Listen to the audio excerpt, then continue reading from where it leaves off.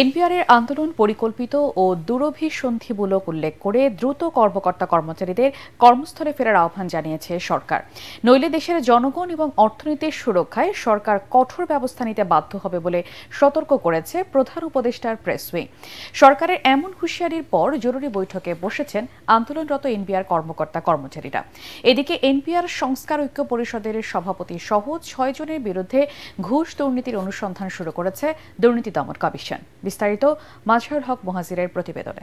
ভীষণ এসি নিয়ে এলো মানিব্যাগ গ্যারান্টি অফার। ১ মাস ব্যবহার করে সন্তুষ্ট না হলে সম্পূর্ণ টাকা ফেরত। রাজস্বের চাকা থেমে গেলে থমকে যায় রাষ্ট্রের শ্বাস, আর সেই শ্বাসরুদ্ধ এক অবস্থাতেই যেন আছে জাতীয় রাজস্ব বোর্ড এনবিআর।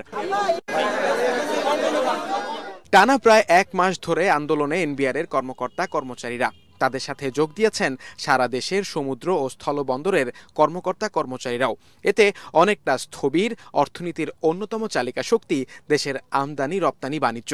তবে এনবিআরের এই আন্দোলনে দুরভিসন্ধি আছে দাবি করে বৈঠক বাতিল করে বিদ্যমান সংকট নিরসন নিয়ে অবশেষে কঠোর অবস্থানে সরকার। এমন পরিস্থিতিতে এনবিআরের সব সেবাকে অত্যাবশ্যকীয় পরিষেবা হিসেবে ঘোষণা করে তাদের অফিসে নিয়মিত কার্যক্রম পরিচালনার নির্দেশ দেওয়া হয়। তা না হলে কঠোর হবে সরকার। এদিকে দুর্নীতির অভিযোগে এনবিআরের ৬ শীর্ষ কর্মকর্তার বিরুদ্ধে তদন্ত শুরু করেছে দুর্নীতি দমন কমিশন দুদক। অভিযোগ রয়েছে ঘুষ গ্রহণ, কর ফাঁকি ও ক্ষমতার অপব্যবহারের। মাজহারুল হক মুহাজির, এটিএন বাংলা, ঢাকা।